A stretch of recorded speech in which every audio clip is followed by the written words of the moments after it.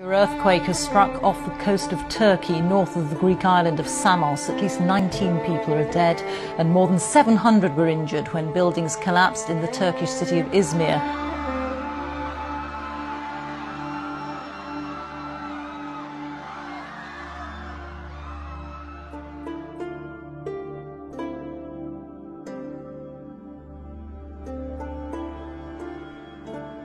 इस वक्त मैं इजमीर शहर के अंदर मौजूद हूँ, उस जगह पे जहाँ पर जुम्मे के रोज शदीद ज़लज़ला आया था और सैकड़ों इमारतें मुनहदम हो गई थी। इस वक्त मैं एक इमारत के सामने हूँ जहाँ से मलबा हटाया जा रहा है और वहाँ से अब भी जिंदा लोग निकाले जा रहे हैं।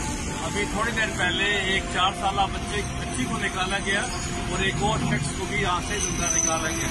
बड़े प्रोफेशनल अंदाज में यहाँ पे काम हो रहा है। अल्हम्दुलिल्लाह ज़लज़ले के ठीक 90 घंटे के बाद अलखदमत फाउंडेशन पाकिस्तान की टीम यहाँ पहुँच चुकी है और यहाँ इमदादी सरगर्मी में मसरूफ है। और इसके अलावा यहाँ पे अपने टर्की भाइयों के साथ इज़हार यकजहती के लिए हम यहाँ मौजूद हैं।